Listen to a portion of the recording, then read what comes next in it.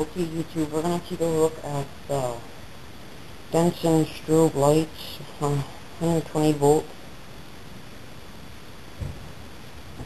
Give me a second, make sure you're on the right.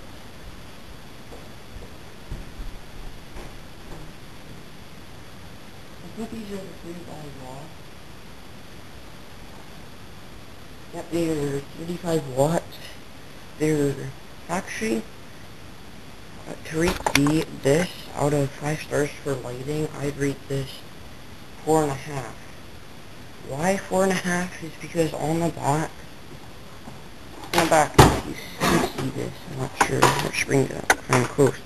This adjustment knob only adjusts the flash if you want it faster or denser, but there is speakers for like what do you call it, lighting effects, so crashing mains and stuff like that, but there is no volume to it. Because me, I have a CD and a stereo hooked up to mine, or not hooked up to these, but a CD and a stereo that has like realistic effects, and I'd have to say these are not that realistic. They don't sound like it, but to give it more effect, I would like to turn these all the way off for the bright sound and just put on my CD. I have usually that I put on. It has a standard outlet. You see that?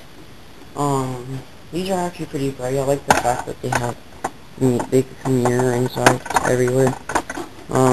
This also has those slots, if you could see that, where you could slide in those colored ones, so you could put green, blue, red, whatever effect that you're trying to get. I personally like these because they're big, they're heavy, and you can mount them upside down. But usually, if I'm gonna buy one more of these, and they're just gonna be up on top of my door. I'm gonna drill them a hole. I'll put these on top of my door. But usually, I have them standing out like this. Maybe like that. You put either way, facing up.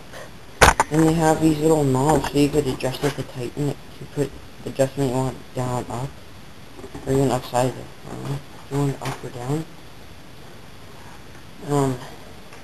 The downside of these is they take up a lot of outlets. If you have a squid, I use a squid outside, they take out a lot of these, but overall these are pretty good. I got these on sale at my local Halloween store / party store. They were originally $37, and I got them for $20. So yeah,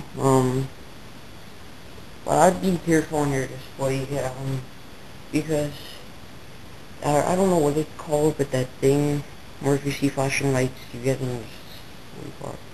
I don't say stroke, but seizure, something like that. I don't really know what that is, but usually when I have mine out, I usually have a sign warning, flashing lights or whatever, just so those people with that disease don't get seizure, just trying to prevent that for little safety reasons. The other thing is if you guys think that people around you or have little kids and you're trying to get a scary setup, I wouldn't necessarily like make them go in your haunted house or whatever you have, because me, usually I'm just in a garbage can. There's probably not that people, but there's been times that I actually scared little kids and they almost had a heart attack, or they just started crying a lot. They didn't even know. Even they're just a pain in the ass, but partially my fault.